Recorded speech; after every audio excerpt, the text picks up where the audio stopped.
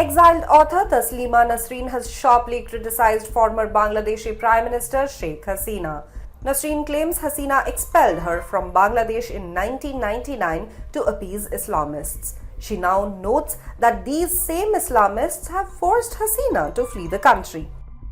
Hasina fled Bangladesh on Monday amid violent protests. These protests began over government job reservations but quickly turned into demands for her ouster. Nasreen took to social media platform X and said, I quote, Hasina, in order to please Islamists, threw me out of my country in 1999 after I entered Bangladesh to see my mother on her deathbed and never allowed me to enter the country again.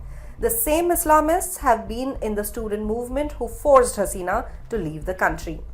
Nasreen is a controversial figure in Bangladesh due to her criticism of patriarchy, the Islamic code of law, and her sexually explicit texts. She was arrested and banished from Bangladesh in 1994 under pressure from Islamic conservatives.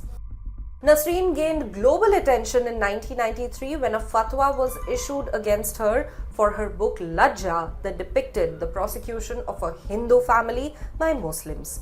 She sought refuge in India in 2004 and stayed in Kolkata until 2007 when protests forced her to leave. She lived in Sweden briefly and as of 2017 resides in New Delhi. Nasreen has blamed Hasina for the current unrest in Bangladesh. She said, and I quote, Hasina was responsible for her situation. She made Islamists grow. She allowed corruption. Now Bangladesh must not become like Pakistan. The army must not rule. Political parties should bring democracy and secularism. Following Hasina's departure, the Bangladesh army chief announced the formation of an interim government. However, student protesters insist they will only accept a government with Nobel laureate and economist Muhammad Yunus as chief advisor.